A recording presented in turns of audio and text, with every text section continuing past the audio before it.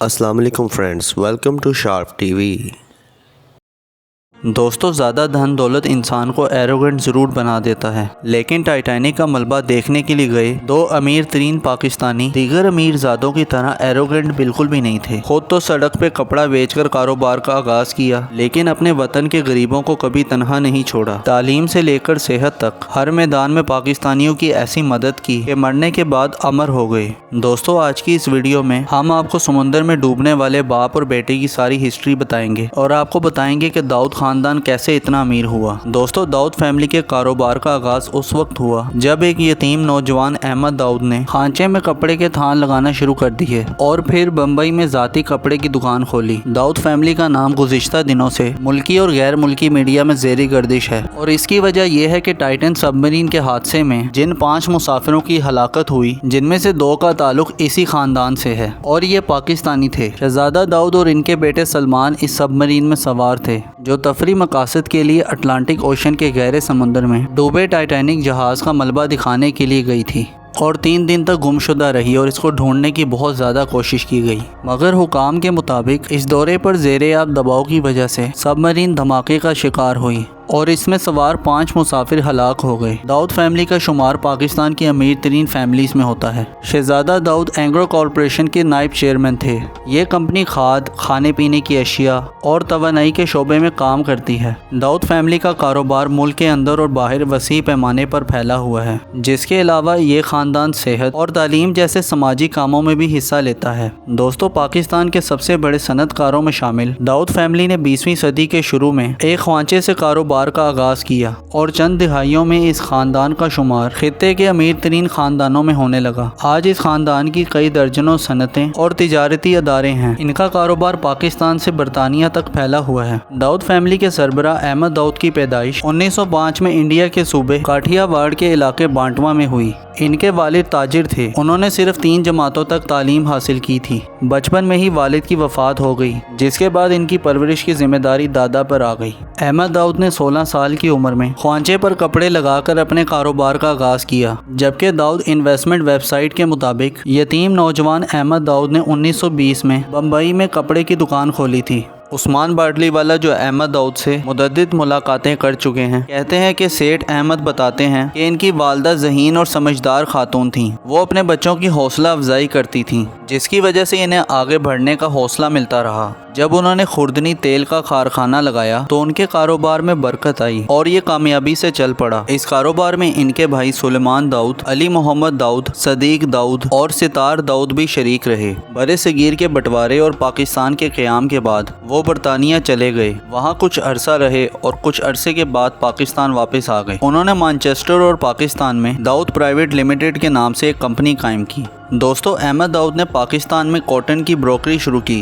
ایوب خان کے دور حکومت میں کراچی میں اور بورے والا میں فیکٹریاں غیر فعال ہو گئیں، جو سرکاری ادارے پاکستان انڈسٹریل ڈیولپمنٹ کارپوریشن کے زیر انتظام تھیں، لیکن وہ ان کو چلا نہیں پا رہے تھے۔ لہٰذا ایوب خان کو مشورہ دیا گیا کہ اگر یہ فیکٹریاں احمد داؤد کو دی جائیں تو یہ اچھا پرفارم کریں گی۔ انہیں یہ پیشکش کی گئی تو انہوں نے اور ان کے بھائیوں نے اس کو قبول کر لیا۔ فیکٹریاں انہیں سپرد کی گئیں اور انہوں نے رقم ادا کی۔ اس سے پہلے ان کے پاس لانڈی میں داؤد کاٹن ملز موجود تھی، جو 1952 سے کام کر رہی تھی۔ مغربی پاکستان کے بعد وہ مشرقی پاکستان میں بھی قسمت آزمانے کے لیے چلے گئے۔ یہ موقع بھی انہیں ایوب خان کی حکومت میں میسر ہوا۔ وہاں کرنافلی پیپر ملز اور کرنافلی ٹیکسٹائل ملز مزدوروں کے احتجاج اور دیگر معاملات کی وجہ سے غیر فعال ہو چکی تھی۔ نواب آف کالا باغ نے سیٹھ احمد کو پیشکش کی کہ ان کو خرید لیں۔ انہوں نے اس کو قبول کیا اور محنت کی تو یہ بحال ہو گئی۔ پیپر ملز پاکستان کی اس وقت واحد مل تھی جس میں بانس سے پیپر بنایا جاتا تھا۔ جنوری 1969 میں نیو یارک ٹائمز نے اپنی نیوز میں احمد داؤد فیملی کو پاکستان کا دوسرا سب سے امیر ترین خاندان قرار دیا،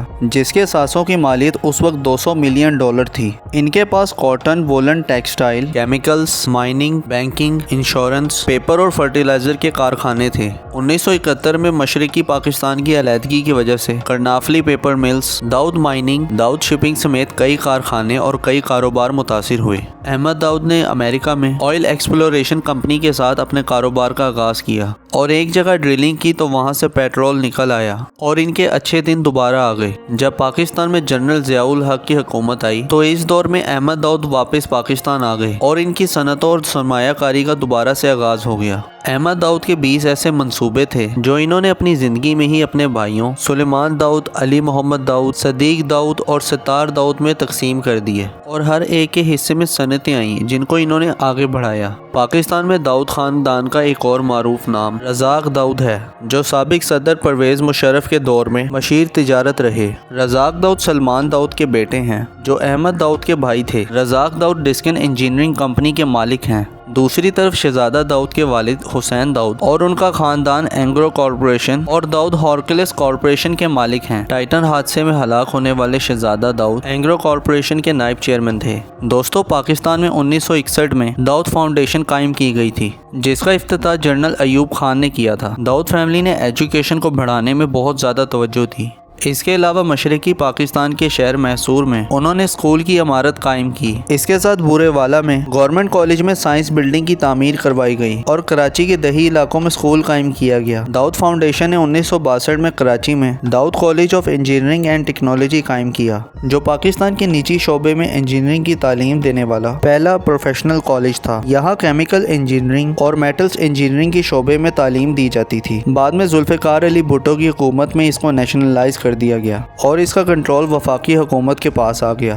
کراچی میں 1983 کے دوران احمد داؤد نے گرلز پبلک اسکول کی بنیاد رکھی، جو اس وقت بھی فاؤنڈیشن کے زیر انتظام ہے، جہاں 2500 سے زیادہ لڑکیوں کو تعلیم دی جاتی ہے۔ اس کے علاوہ لمس لاہور کراچی یونیورسٹی میں بھی داؤد فیملی کے نام سے بزنس اسکول موجود ہے۔ کراچی میں 1991 سے پاکستان میں گردوں کے سب سے بڑے ہسپتال institute of urology and transplant یعنی SIUT میں بھی داؤد فیملی کا بڑا کردار ہے۔ SIUT کے ڈاکٹر گوہر کے مطابق بشیر داؤد انہیں اربوں روپیوں کی عطیات کر چکے ہیں، جن سے 3 بڑی عمارتیں تعمیر کی گئیں۔ یہاں بچوں اور کینسر کے مریضوں کا علاج کیا جاتا ہے۔ اس کے علاوہ سائنس کی نالج کے لیے کراچی میں اپنی نوعیت کا پہلا سائنس میوزیم قائم کیا گیا۔ شہزادہ داؤد تو بیٹے سمیت ڈوب گئے، لیکن ان کے کارنامے ہمیشہ کے لیے یاد رکھے جائیں گے۔ دوستو، آپ لوگ مجھ سے انسٹاگرام پہ بھی کنیکٹ کر سکتے ہیں، اس کا لنک نیچے ڈسکرپشن میں موجود ہے۔ ویڈیو پسند آئی ہو تو لائک ضرور کر دیں۔ ایسی انٹرسٹنگ ویڈیو دیکھنے کے لیے اس چینل کو سبسکرائب کر لیں اور بیل آئیکن پہ بھی ہٹ کر دیں تاکہ ویڈیوز کے نوٹیفیکیشنز آپ کو ملتے رہیں۔ اپنا بہت زیادہ خیال رکھیں۔ اللہ حافظ۔